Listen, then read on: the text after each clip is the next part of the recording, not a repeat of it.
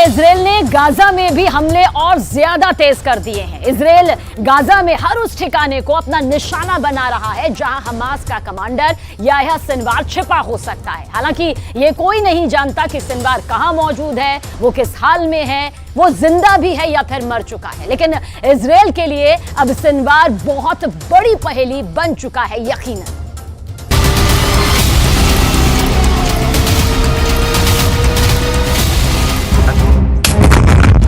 पहला धमाका, दूसरा धमाका, तीसरा धमाका, चौथा धमाका, पांचवा धमाका। इतने धमाकों के बाद भी क्या हमास का कमांडर और गाजा का बिन लादेन कहा जाने वाला याह्या सिनवार जिंदा है, या फिर इन धमाकों में इजराइल का कट्टर दुश्मन हमेशा के लिए जिंदा दफन हो गया है?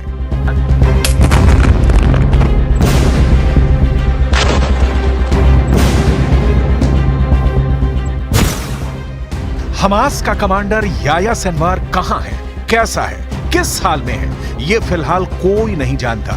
उसको शिद्दत से ढूंढने वाला इजराइल भी नहीं जानता कि सिनवार जिंदा है या मर चुका है। वो बस सिनवार की मौत पुख्ता करने के लिए गाजा पर लगातार बम मारे जा रहा है।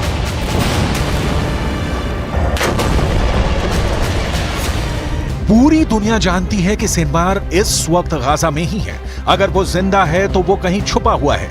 क्या वो बमबारी में तबाह हो चुकी किसी इमारत के खंडहर में छुपा है या किसी सुरंग में ठिकाना बनाया हुआ है? यही वजह है कि इजराइल हर दिन हमास के सुरंगों को निशाना बना रहा है। गाजा में चुन चुन कर हमास की सुरंग को बर्बाद कर रहा है। हर उस ठिकाने को निस्तो नाबूद कर रहा है जहां हमास का पूरा कैडर हो सकता है या फिर उसके लीडरों के छिपे होने का शक है।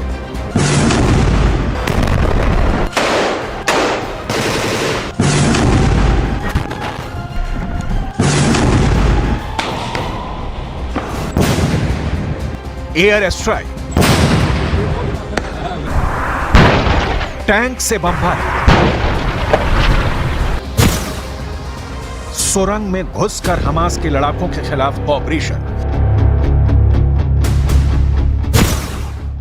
इन हमलों से एक बात तो साफ है कि इजराइल ने याह्या सिनवार की मौत की गारंटी ले ली है। उसके पास गाजा से निकलने के सारे रास्ते बंद हो चुके हैं।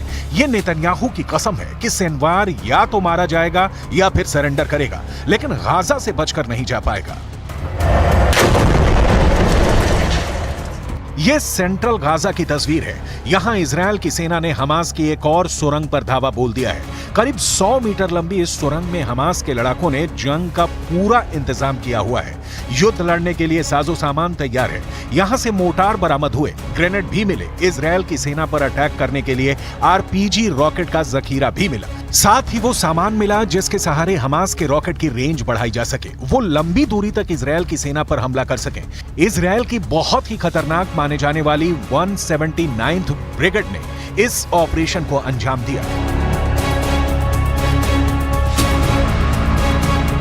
अब एक और वीडियो देखिए। इजराइल अपने दक्षिण की तरफ से हमास के ठिकानों पर हमले कर रहा है।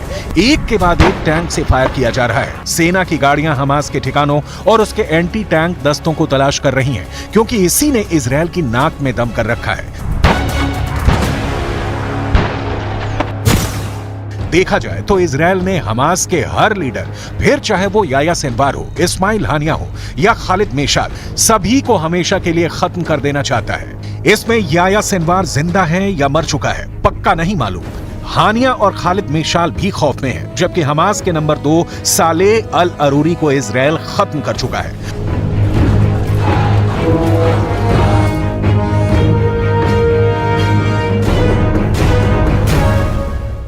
वैसे युद्ध के 3 महीने बाद भी इजराइल को वो कामयाबी नहीं मिली है जिसकी उसे उम्मीद थी।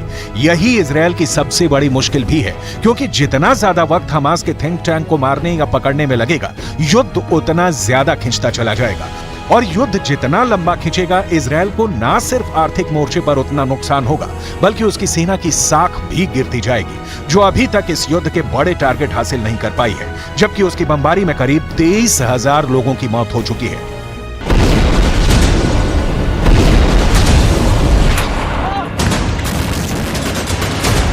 3 חודשים החמאס ביצע בנו טבח נורא. הממשלה בראשותי הנחתה את צה"ל לצאת למלחמה כדי לחסל את החמאס, להשיב את חטופינו ולהבטיח שעזה לא תהיה עוד איום על ישראל.